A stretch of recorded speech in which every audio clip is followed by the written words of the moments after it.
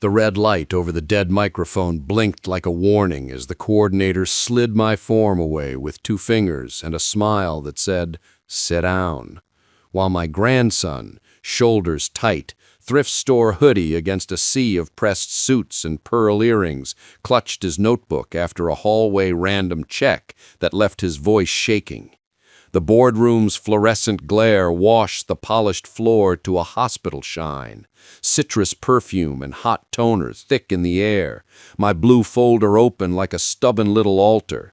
Receipt stamped, section 4.2 underlined, 28 names inked in hope, while the director's pen hovered like a gavel and a stack of yellowed minutes crept over our mural sketch as if the past could smother what a boy had just lived. I am the grandfather in this room of clipped voices and careful cruelty, and before they can bury us under forms no one posted, I'll set the corridor's hurt on their table, call the rule by its name, and make them face a choice that will not leave this night unchanged. One request before the next scene: subscribe, comment where you're watching, and share this story. Light spreads when we pass it on.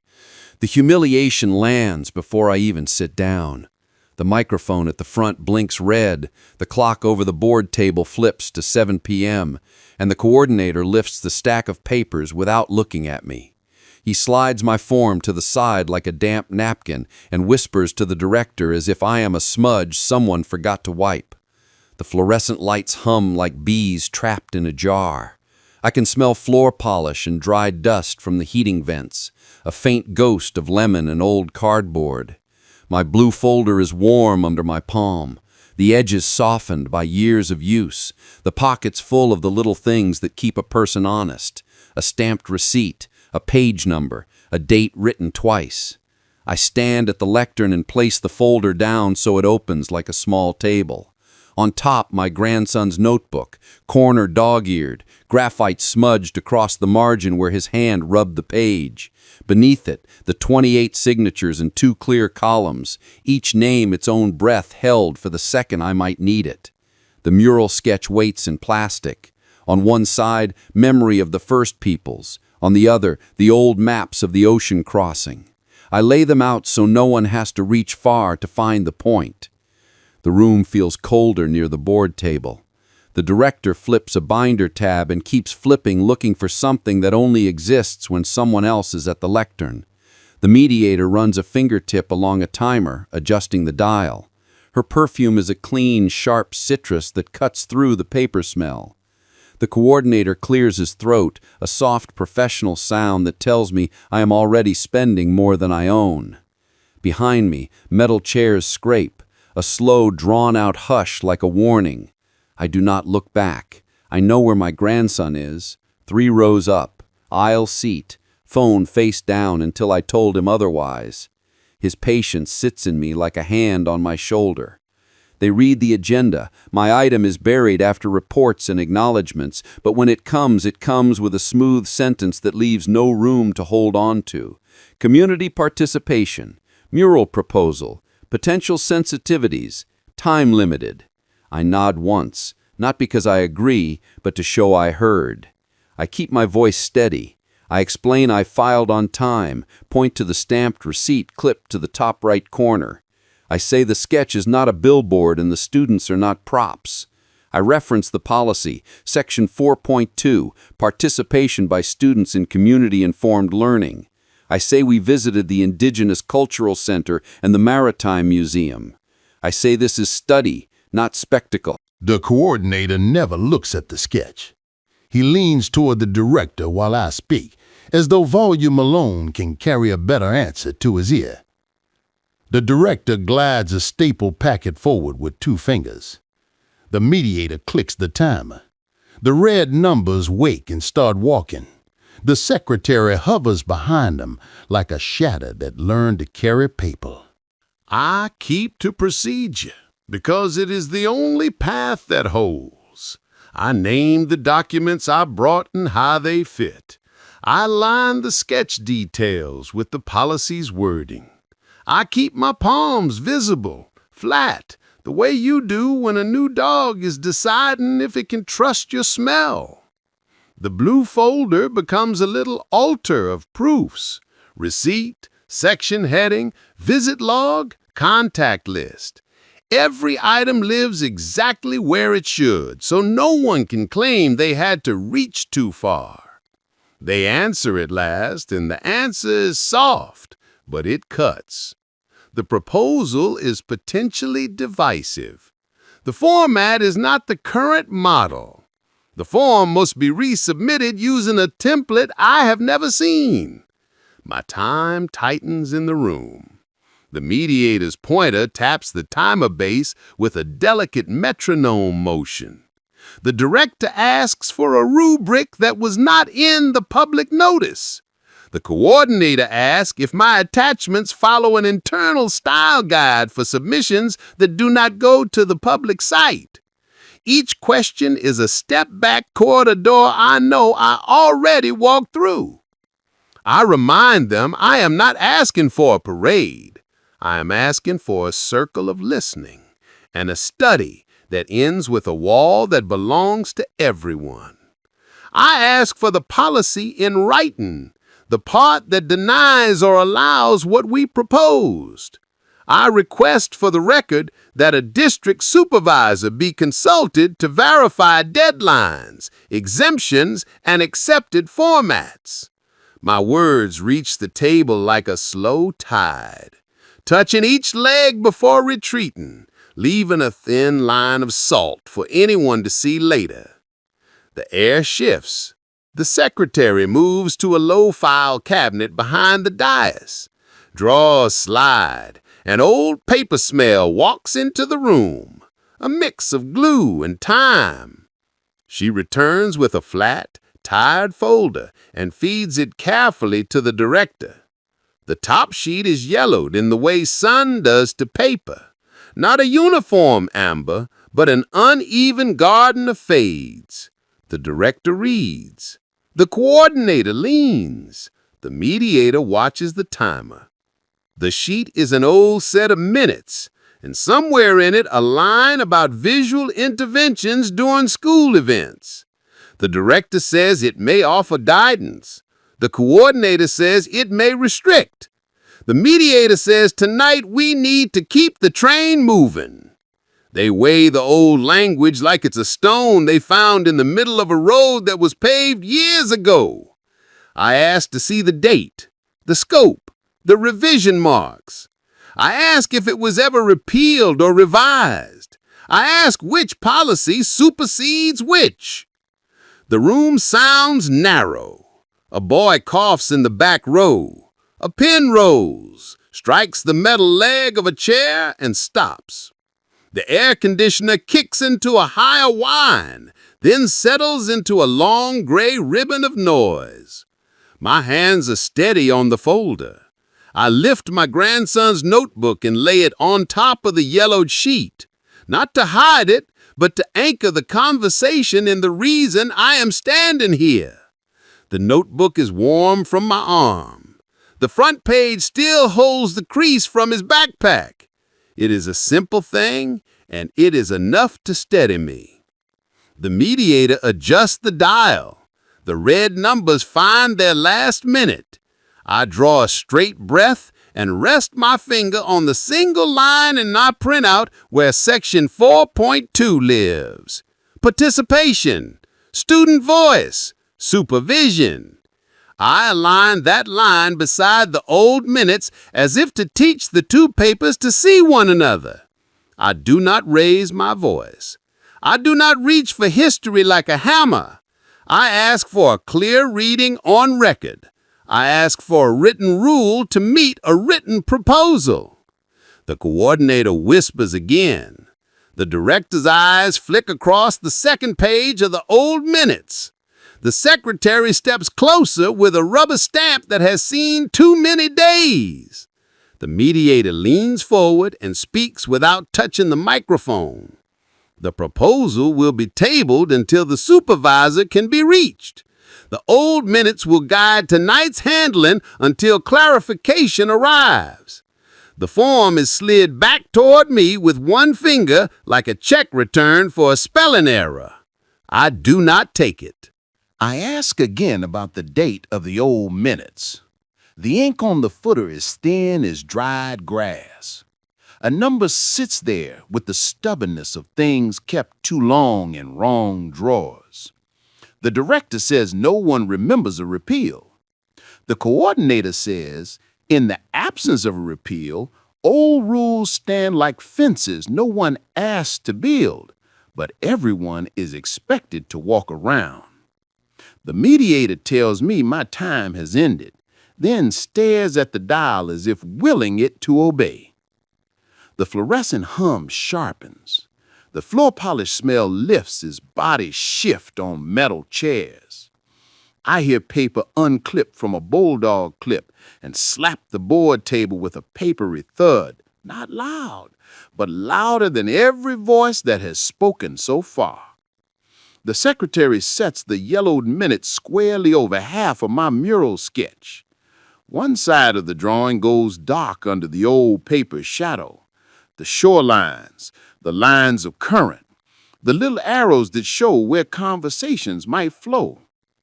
The other side, with the memory of homeland and the circle of listening, remains visible like a half-finished map left out in the rain. I do not raise my hands. I do not plead. I press the blue folder's edge with my fingertips, keeping the small table of proofs open, and wait for someone to say the single word that makes a process honest. The mediator lifts the rubber stamp, draws in a breath that carries the bite of citrus and the chalk of paper, and lowers it in one motion. The old minutes land as the provisional rule, while the red light clicks on to end my turn. The stamp makes a clean, square bruise on the page, and the red light dies as if it took the air with it. I do not move. The old minutes sit half over my drawing like a lid someone set on a pot to keep it from boiling. The coordinator thanks me in the voice people use for closing a window. Chairs rustle, a zipper stutters somewhere behind me, and the citrus of the mediator's perfume lifts as she turns away from the mic she never turned on. I stay at the lectern, because if I walk back to my seat, the story will fold in on itself. I breathe once, then again, and anchor the blue folder with the soft pads of my fingers. The secretary's footsteps are quick and flat as she returns to the low cabinet. She pulls a drawer, finds another manila sleeve with its corner peeled back like a hangnail, then slides it shut. The old paper smell expands and moves around the fluorescent buzz like a slow tide of paste and dust. The coordinator calls the next item a routine approval that moves through the room like a paper boat. I wait for the gap between his words and the next motion and ask, not loudly, for the date and scope of the minutes they are using to guide me. The director keeps one hand on the tied folder and nods without looking up. The mediator checks the timer even though my time is over, as if the dial could explain what fairness feels like. I read the old minutes from where I stand. Not the content, which the angle hides, but the edges, the way the corners have turned mild, the faint gray line where a staple once bit and rusted. I can see an index number in the footer, but the last digit is a ghost. It is like scanning an old scar to remember the story that made it. My throat tastes metallic for a beat, the way it does when memory pushes up from a place you do not visit often. I slide my grandson's notebook an inch higher on the pile. The cover drags against the plastic of the mural sleeve and makes a small sound, a sound like grip under a shoe. That is enough to feel him without turning. He's 3 rows back, left side, thumbs tucked under the edge of his phone to keep from twitching. When he breathes out, I swear the hairs on my forearm notice. I hold that sense of him, the way a person holds a railing on a slick step. The director flips a few pages in the binder to her right and speaks in the even tone of a person who has moved many items across many tables. She says the old minutes will act as provisional guidance pending verification. The coordinator leans toward the microphone, but does not turn it on, repeating the phrase provisional guidance, as though the repetition alone will lend it weight. The mediator, soft-spoken and watchful, points to the next agenda item and then to my folder, as if to ask me, with her eyebrows, to close it and sit. I do not. I ask for the written policy currently governing student participation and visual work in educational contexts. I ask for a copy of the rubric they say is missing. I ask for the template I am supposed to have used. My voice feels like a carpenter's pencil dragged along an edge, blunt but straight. The secretary returns with a small stack of blank forms that smell like toner. She places them not on my folder, but next to it, at a precise distance, as if paper can catch. The top form has a line for a code I have not seen before. The second has a box for an internal routing member that does not appear on the public portal. The third is a checklist labeled supplemental, which assumes a main packet none of us have discussed. Each page asks for the same dates in slightly different corners, as though a person might blunder under the weight of the asking. I note the fields without writing. I have learned to map a maze with my eyes before taking a step. I ask for a district supervisor to be contacted to clarify precedents and versions. The coordinator nods like that is already understood and looks to the secretary.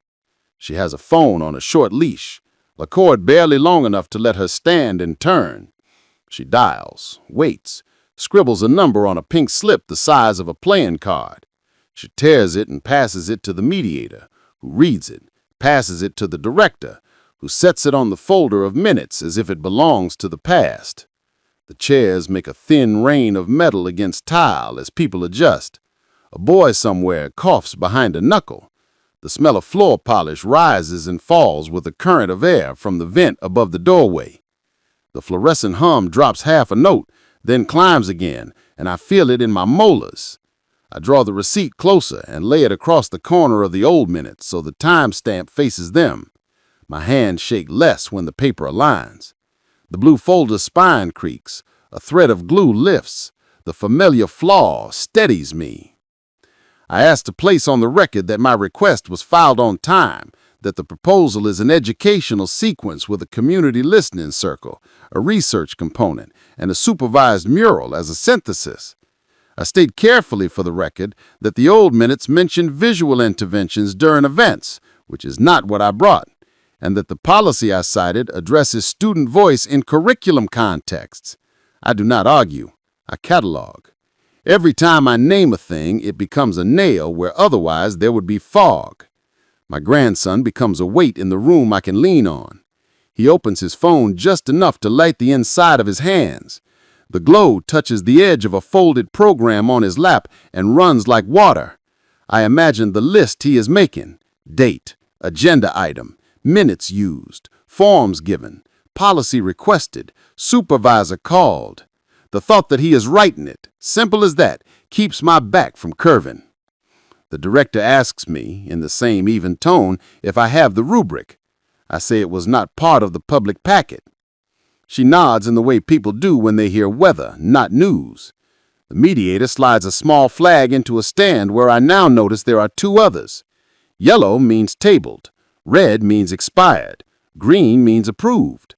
The yellow flutters in the air conditioning draft, a small leaf that does not know it is plastic. My stomach turns, then settles. I let the feeling move through me like a storm that will not reach the ground. The coordinator looks past me at the clock. He says we've spent enough time on a matter not properly formatted. He reminds us of the schedule and the need to keep proceedings on track. He repeats that provisional guidance will hold until verification. He does not say my name. My name stays in my mouth like a coin I might need later. I ask, again, to see the date and any record of repeal or revision on the old minutes. The director lifts the top sheet with care and squints at a faint line in the footer. She asks the secretary for a magnifier. The secretary brings a plastic ruler with a fogged reading window.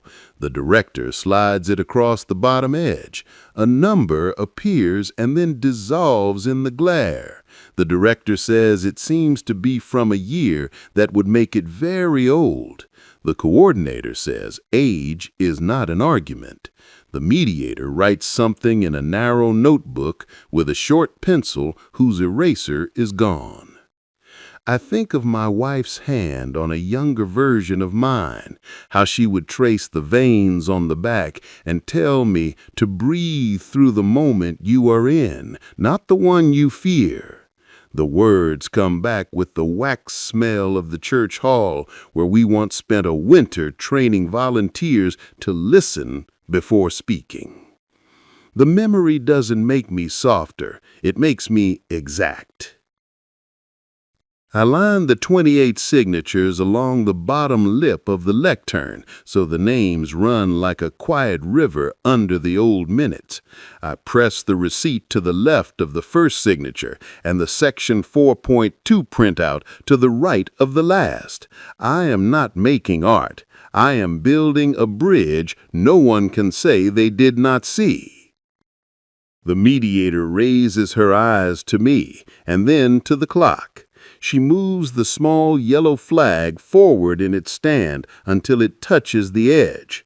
The director taps the old minutes as if anchoring them. The coordinator straightens the stack of routine items to his left, the same way a person straightens a collar before a photograph. The secretary leans near and whispers that the supervisor's line is busy and that it may take a while. She adds, softer, that if no one answers tonight, the handling may follow what is in front of them, just for tonight.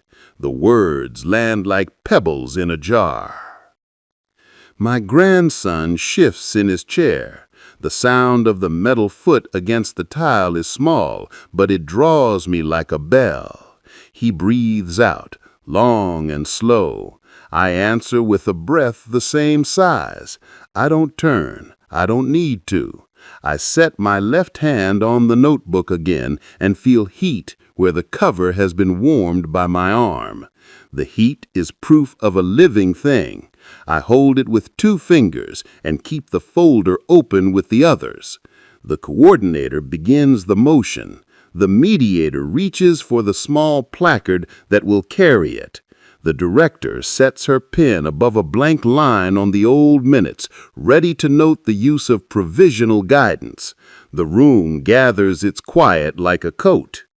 The mediator lifts the yellow flag and slides a card across the wood, tabled for later. The card touches the wood and the word later hangs in the air like dust that refuses to settle. I do not sit. The blue folder steadies me, and the yellow flag's plastic glare becomes a reminder that tonight is still in motion. I move my grandson's notebook to the top left corner, set the receipt below it, and slide the 28 signatures into a quiet arc along the lip of the lectern, the way a person lays out tools before beginning careful work. If they have tabled my item, then I will use the table to build the bridge I brought. I write a short addendum on a single sheet from my pad, the paper coarse under the pen, toothy enough to drink ink. The words are simple and stacked in 3 steps that fit inside the policy I cited, not outside it. First, a listening circle that begins with an agreement of respect in a turn-taking method, supervised by staff, with community observers invited and a record kept of what is learned, not who was louder. Second, a study sequence using sources of the Indigenous Cultural Center and the Maritime Museum, dates scheduled, buses requested, notes compiled, questions answered with facts. Third, a supervised mural that is a synthesis of the study, not a performance for an event, hung with a placard that explains how it was made and why. It is not poetry. It is procedure you can point to with clean hands. The fluorescent hum presses into my ears until it becomes a shape. A paper clip catches on the side of the lectern and snaps off with a soft ping. The smell of toner from the blank forms mixes with the sweet hollowness of old paper. The mediator rotates a small hourglass on a desk, a private ritual I have not noticed before, the sand clean as sugar. I slide my addendum under the receipt so the timestamp sits like a brass button at the corner of the plan. I draw one breath to smooth my chest, then another to place the breath where I can find it. My grandson becomes the steady metronome of my courage. He has rearranged himself 2 inches forward on the metal chair, elbows tucked, phone cupped like a small book. He is building a timeline as if it were a walkway, plank by plank. Agenda called, minutes produced, forms issued, item tabled, addendum written. He is not an argument. He is witness. I let the idea of his notes settle my hands. The coordinator churns through 2 quick items and announces a pause to reorder paperwork, though the break is mostly the room catching up with itself. The director keeps her hand on the yellowed minutes. The mediator whispers to the secretary with the half-turned head of people who know how to speak around microphones. The secretary lifts the phone handset again, the cord pulling tight like a leash on a restless dog, and tries the supervisor's number one more time. The line holds, and she writes something on a green slip that breathes quietly under the desk lamp. I ask that the exception language in the old minutes be read into my record. I do not raise my voice or my hand. I move the section 4.2 printout so its edges align with the old paper's lower right corner, as if the 2 sheets might learn to recognize each other by touch. The director nods without looking at me and marks a page divider with a thin strip of tape. The mediator adjusts the timer, then clicks her pen as if to mark the moment in her own way. This is the pace of a room that can only turn on hinges it acknowledges. The microbarriers do not arrive with sound, but with weight. A new form appears with a box for a code that isn't on any public template. A checklist expects a main packet I was never given. A rubric is mentioned and then held like a story someone once heard but cannot produce. Each barrier is paper thin and heavy. I do not pick them up. I set my plan beside them and leave it there so the contrast can do its own work. The blue folder spine whispers as I open and close it to keep the edges square. There is glue under my thumb from a split seam. It is tacky and familiar. I let it ground me. The chairs behind me settle as people find their lungs again. The air conditioner puffs a cooler breath across the top of my head, and a faint metallic taste returns to my tongue. I think of my wife's hands when she sorted recipes, how she made 3 piles and never let anyone confuse process for product. That memory folds itself around my ribs and holds them quietly on the outside. The secretary returns from the phone with a small movement of a head that says a person is on the way. It is the kind of nod that carries caution so it will not be misunderstood as promise. The coordinator straightens, the director squares the yellowed minutes, and the mediator glances at the hourglass. The sand has thinned to a tail. My grandson notes the time with a small tilt of his wrist and then stills, the way a bird stops on a wire before the wire stops moving. When the supervisor arrives, it happens without fanfare. A figure at the side door with a box under one arm and a thick binder clamped under the other. The sound is soft leather against wood and the wooden click of the door closing. The room does not turn into a theater. It tightens like a glove. The supervisor sets the box down on the table, opens the binder, and arranges the first page with a square palm. The smell that comes up is deeper than the secretary's drawer, a clean, boring scent of stored paper and long-kept ink. The fluorescent buzz goes quiet in my ear, as if it has stepped back to make room for a different kind of noise. What follows is not drama, but a craft. The supervisor asks for the old minutes, the policy I cited, any manual for student participation, and whatever was said about visual work. The director lays each document in the order she prefers. The coordinator steps back from the stack he has been guarding. The mediator sets a small notebook to a fresh page. The secretary moves to the box and lifts a series of file jackets with neat block letters on their tabs. The supervisor reads the footer of the old minutes, runs a thumb along the browned edge of the paper where the air has been added, and finds the index of appendices stapled at the back. A cross-reference points to a revision packet with a number and a date that could make sense of the exception clause. The room's attention narrows until it is only paper and hands and the faint scrape of a pen crossing a margin. My grandson looks down once and writes the cross-reference number with the care of someone sealing a letter. I shift my weight without shifting my stance. The blue folder holds a steady horizon. The secretary searches the box for the matching appendix and does not find it. She searches the low cabinet again, this time following the supervisor's index number as a compass. She returns with a single folder that looks wrong among the others. Its tab smudged, its manila almost gone to gray. Inside there is an envelope, the kind that used to travel between offices when people trusted string and a button to hold secrets. A broken red circle in the upper corner says missing in a hand that does not work here anymore. Humiliation is not always a blush. Sometimes it is a silence that assumes your patience is infinite. The supervisor pulls the envelope's side open along the seam and slides out a strip of paper the width of a hand and the length of a forearm. It is not the packet. It is a partial. A ribbon of pages that begin in the middle of a sentence and end in a paragraph that does not finish. The binder holes are torn as if whatever held the rest tore it away. The supervisor lays the strip flat with care. The director leans close, eyes narrowing against the glare. The coordinator reads the first complete line as if reading a number will confer ownership of the meaning. The partial shows what I suspected but cannot prove with the force of a whole. It names a revision path. It mentions an exception controlled by supervision and community consultation.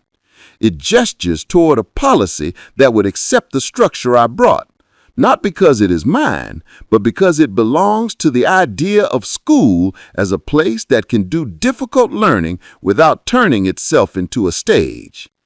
The words are there, and not enough. There is a breath in the room that everyone takes at the same time and tries not to show. The accumulation of small harms presses on my sternum. I feel every step it took to get from the door to this table, the apology that never came in the hallway, the way my form was slid back like a misdelivered letter, the yellow flag that flapped as if wind could be a reason. I lay my palm on the blue folder's edge to fix myself to the wood and keep my voice from becoming what it has spent a lifetime refusing to be. My grandson, sensing the shift I haven't displayed, breathes once, evenly, as if to loan me his lungs. I borrow what I need and give the rest back to him. The supervisor asks the secretary for the digital repository, and she shakes her head with the economy of someone who has looked. The supervisor notes the absence with a pencil mark that leaves a soft furrow in the page. The mediator writes the same absence in her smaller script, the graphite light as ash. The director taps the torn edge with a fingernail and leaves a pale crescent. The coordinator makes a small stack of the forms no one could agree I needed. The hourglass empties itself without sound and becomes a clear glass with nothing to say. The room holds itself very still, as if movement could be mistaken for agreement. I slide the mural sketch back so its visible half sits flush with the torn partial and the section 4.2 printout. 3 edges make a crooked line that still points forward. I do not turn this into victory. I place it in front of them like a map that has been folded too long and needs to be smoothed before anyone can see where the roads used to be.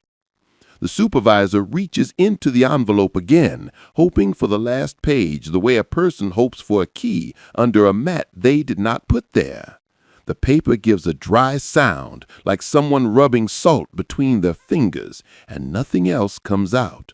The fragment lies flat, its final sentence cut mid-verb, and the decision that would live in the next line is somewhere no one in this room can touch. The page that decides everything is missing. If this moment speaks to you, like it, comment your view, and share. Each click invites another witness. The fragment sits like a bridge with a plank missing, and the room waits to see whether we will step or stand. I do not ask for thunder. I ask for process. I slide my addendum so its 3 steps align with the torn edge. Listening circle, study sequence, supervised mural. The words look plain in this light, nothing that could frighten a person used to paper. The supervisor draws the fragment closer and begins a cross-check that feels like craft, not theater. Footer numbers against index lists against policy contents, contents against the student participation manual. The pencil marks the trail as if we might need to walk it again for someone else later. The director takes responsibility for the old minutes in a modest way. She notes the version, the apparent age, the lack of repeal on record, and the absence of the full appendix. The secretary logs the envelope stamp that says missing and writes the box number and shelf where it was found. The mediator opens her smaller notebook to a fresh spread and records the sequence: minute invoked, exception referenced, appendix partial discovered, digital repository empty at this number. The coordinator, who has been holding his stack of routine items like a raft, lays it aside and squares his hands on the table. It is the closest thing to attention he has offered me all night. The fluorescent hum pulls back until it is only a frame for the sound of paper moving. I feel the pressure in my chest ease 1 notch, not because anyone has agreed, but because the room is moving in the direction where reason lives. I rest my fingers on the blue folder's spine and feel the small flaw where the glue lifted. The tack of it holds me steady, like a bead on a rosary thumb during bad weather. My grandson becomes a quiet constant just behind my left shoulder. He has a line of times on his phone now, not just a list. When the minutes appeared, when the fragment came out of the envelope, when the old policy and the student manual shook hands on the table. He is a boy, but his patience has the weight of a tool. The supervisor suggests a sequence that is not decision, but housekeeping. Read the fragment into the record where it can be read, read the current policy I cited into the record where it governs, and place both alongside the student participation manual. The director agrees that a combined reading is the least dangerous step while the archive is searched. The mediator marks the time and prepares to capture the language with the exactness she favors. A copy of Section 4.2 slides to the center as if the pages themselves know they will need each other's company. I asked to place my addendum into the file with a note that its structure mirrors the exception described by the fragment and the participation provisions of the policy. The coordinator nods, and the secretary staples it to my receipt so that the timestamp anchors the plan instead of floating beside it. The metal bite of the staple is a small, satisfying sound. It reminds me of winter nights when my wife and I would sort church bulletins on a long table and line the stacks until they stood straight on their own. The microbarriers, which arrived earlier like a slow tide of tiny stones, begin to find their jaws. The coordinator accepts that my form's layout is functionally equivalent to the internal template and asks the secretary to note that the public portal will be updated. The director acknowledges the rubric's absence from the public packet and says she will attach it to my file when retrieved, but that its criteria can be inferred from the policy during review. The mediator writes the word equivalence in a tidy hand that calms me. My grandson adds 2 lines to his timeline, then turns the phone face down again, as if to say that he knows the difference between urgency and noise. I take the small pause the room offers and lay out the listening circle in concrete terms, not grand claims. Agreement of respect at the start, a method for turns that does not reward volume, a neutral space with a facilitator trained to name harm without putting a student on the stage, notes on what is learned, not who is hardest to hear, an invitation to community observers, including a representative from the Indigenous Cultural Center and a volunteer from the Maritime Museum. Names I carry on a folded sheet with phone numbers written in a careful hand. I place that sheet under the addendum so the visible corner shows 2 initials and 2 numbers, enough to remind me the names are ready without turning the night into introductions.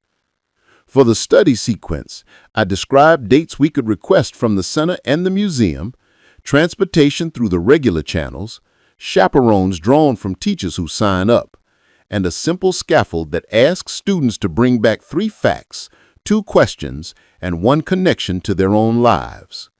For the mural, I describe supervision by staff, a visible placard that explains process, and a position on a wall that does not interrupt an event but invites reflection over time. I did not dress it with metaphor. I give it edges and handles. The supervisor listens with the face of a person who respects a clean tool. He asked the secretary to note that what I'm proposing reads as a curriculum activity, not a visual intervention in an event. The director points out that the fragment's exception language and the student participation policy both mention community consultation and supervision. The mediator, who has not used her hourglass since the supervisor arrived, draws a square around the phrase combined reading and writes the word provisional along the margin where it will not be confused with decision. The coordinator asks quietly, what safeguards people would expect to see? I answer with the ones we already described: trained facilitation, clear rules for the circle, staff oversight throughout, and a statement posted with the mural that sets expectations for engagement and tone. My grandson becomes the place where the human part of this touches down. He writes the 3 steps of the addendum on a torn piece of program with a ballpoint that skips, then presses harder so the letters stand up.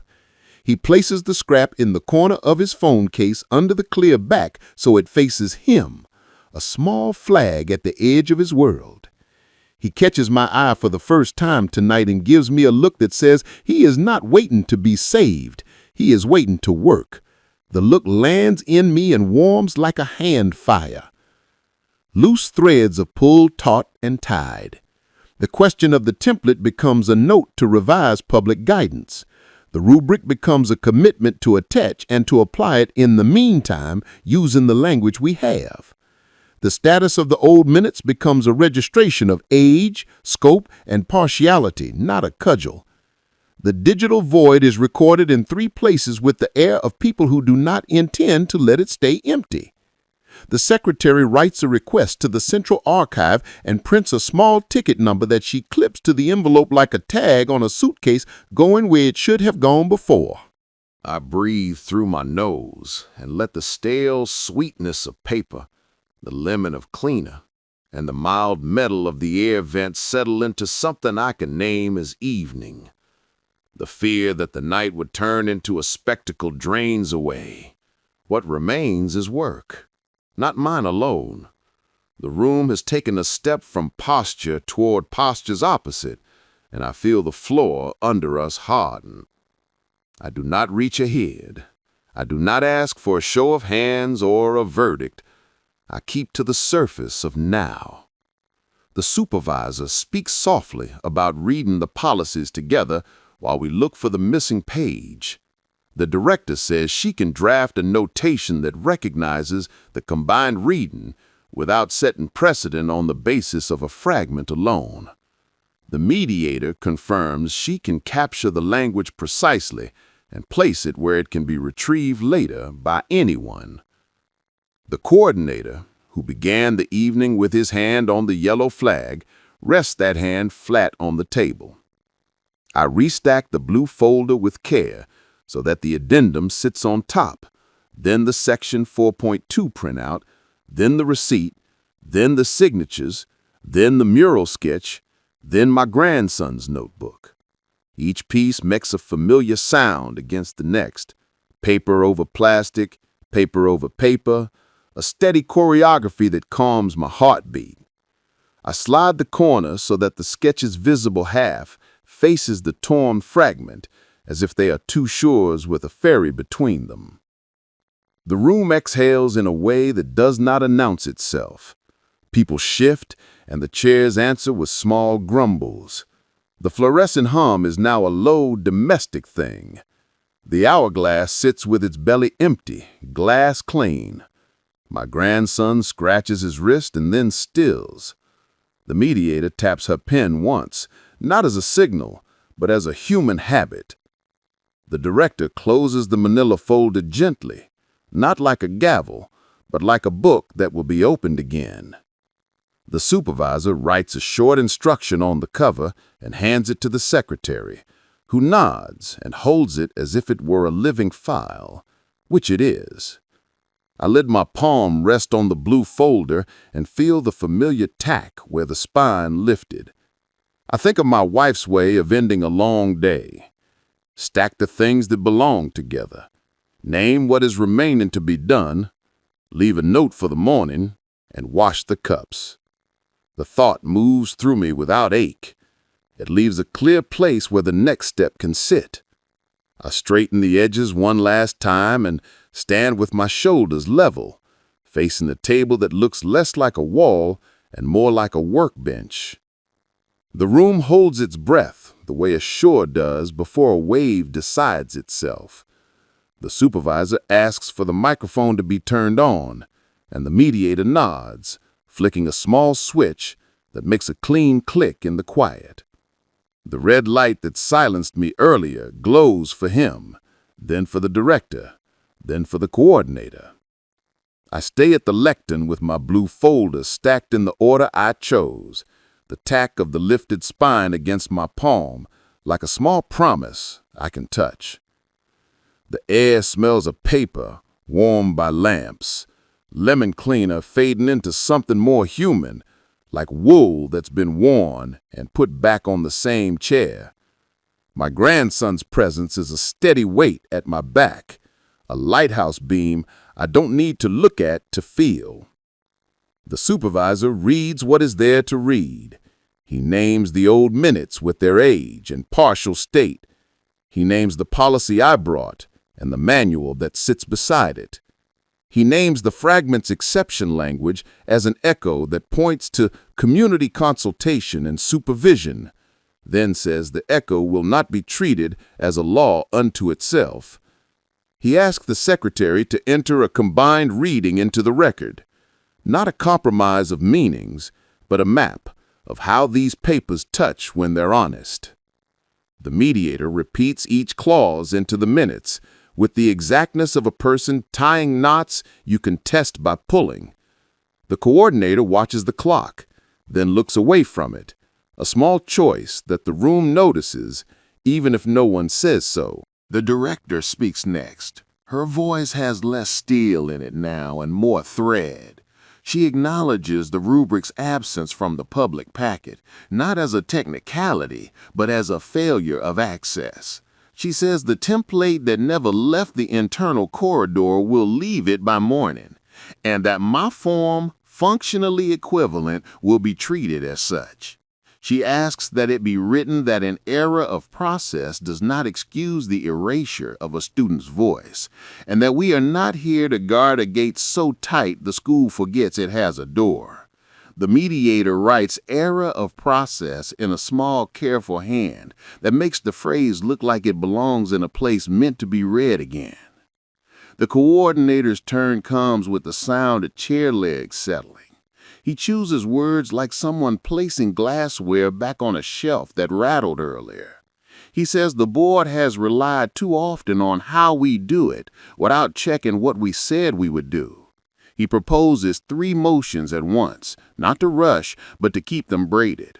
1, that the proposal before them be recognized as a curriculum activity under staff supervision and community consultation, and proceed as a pilot with safeguards. 2, that the archive gap be treated as a priority, with the central office tasked to retrieve and restore the missing appendix, reporting back on the record. 3, that staff be scheduled for training and listening circle facilitation and for a review of how student participation policies are communicated to the public. He does not apologize for his earlier posture. He repoints it. The supervisor revises the language so it holds. Pilot becomes pilot with clear evaluation points and a revisit date. Safeguards become named practices, trained facilitator, written agreement of respect, a posted statement beside the mural explaining process and expectations. The archive item gets a ticket number, a deadline, and an owner. The staff training picks up a second train, revising the public portal so the forms and the rubric the director named are where families and students actually live. The microphone catches the small sounds the pen makes on the paper, the scratch and lift, like a saw that knows how to cut without tearing. My chest unclenches not with triumph, but with the relief of something fitting where it belongs. Consequences begin to find their faces. For the director, a public commitment. Restore the rubric to the packet, publish the template, and convene the teacher leads who will supervise the pilot. For the coordinator, a duty on the record. Oversee the archive retrieval and return with the appendix or an explanation that satisfies more than a shrug. Set a standing item for policy clarity in meetings like this one, not as a scold, but as a habit. For the mediator, a task she seems to welcome. Standardize how community time is protected so that a missing template cannot become a lid on speech. For the secretary, who did not hide what she found and did not pretend it was whole, gratitude and an instruction to log the chain of custody so the next person can find what she found without luck. The vote is not a drum, but it has a rhythm that moves blood. The mediator calls the roll. The room hears names answer with yes to the combined reading, yes to the pilot with safeguards, yes to the archive repair, yes to the training and the portal fix. The words yes sound different in each mouth. One is brisk, one is warm, one is reluctant, one is precise. The effect is one sound, like a chord built of notes that would be thin alone. The timer sits quiet. The hourglass shines empty. The fluorescent hum becomes ordinary again, like refrigerator noise in a kitchen after the hard part of the cooking is done. I do not move at the lectern. My blue folder is where it needs to be. I let the weight of the notebook on top remind me why I brought my steady voice instead of my loudest fear. The supervisor asks me if I wish to place anything else in the file before the board finalizes the motions into a written order tonight. I say only this, that the listening circle, the study, and the mural are not a ceremony to outshout any holiday or erase any name. They are a way to hold more than one truth without tearing the page that has to hold them. The mediator writes my sentence just as I said it. The director nods with the kind of nod that means she heard the words under the words. There is still the matter of the hallway, and it steps into the light with the gentleness it deserved at the start. The supervisor instructs that the incident be opened as a separate process under the established protocol for student harm, not folded into tonight's decisions, not shrugged off as context, not paraded as proof. The coordinator assigns the case number. The director names the staff who will handle it, with oversight, so that neither pressure nor indifference bends it. The mediator writes the cross-reference so that the two paths, what we are building and what must be repaired, do not trip each other. No one looks at my grandson. No one asks him to speak. That, too, is a consequence and a kindness. My grandson lifts his eyes to me and does nothing else, which is everything. He slides the small scrap with the 3 steps back into his phone case and presses the edge flat with a thumb. I feel his calm enter my ribs like a second breath. The citrus of the mediator's perfume has thinned to a thread. The old paper smell no longer feels like weight. It feels like wood that remembers it was once a tree. The secretary clips the ticket to the envelope and sets it at the front of her tray, not under anything, not behind anything. The director stacks the policy copies in an order that says they will be used, not stored. The coordinator places the yellow flag back in the holder and leaves it there, no longer needed for this item. The supervisor reads the final motion in full so that there is no space for confusion to breed. He says the board adopts the combined reading for tonight's purposes, authorizes the pilot with its safeguards and evaluation, directs the repair of the archive, schedules training for staff on listening and student participation, and orders the public portal to be updated. He says the hallway incident will proceed under protocol with separate oversight. He says the record will reflect that an old paper was laid over a living plan and that the board chose to lift it long enough to see. The microphone carries his words into the minutes that once threatened to end mine. I look at the table that felt like a wall when I arrived and see a workbench instead. The small scar of the old minutes, the clean cut of the policy, the rough edge of the fragment, the neat stack of what will move next. The fluorescent light is still ugly. The chairs still bite at the floor. The air still smells like a place that cleans itself by routine. But the routine has made room. I stack my blue folder for the last time tonight. Addendum, section 4.2. Receipt, signatures, sketch, notebook. Each page making the soft sound of paper touching paper in the order that lets things happen. I do not thank them like a man who begged. I nod like a man who brought a plan and watched it be measured by the rules that claim us all. The supervisor nods back with the respect of a craftsperson who saw a tool made ready and used. The director meets my eyes with a steadiness that says the work will be done. The coordinator writes something on a sticky note and folds it around his pen the way people do when they need to remember beyond habit. The mediator closes her notebook with a small final thrum. Peace does not arrive as a ribbon or a trumpet. It comes like a door that opens into air you can breathe without counting. I feel it in my shoulders, which lower, in my jaw, which stops reaching for a word sharper than I need, in my hand, which lifts from the blue folder and finds it does not tremble. My grandson stands, not to leave, but to stand. The room sounds widen, the scrape of a chair leg, the cough that waited, the soft click of a pen, and none of them feel like a threat.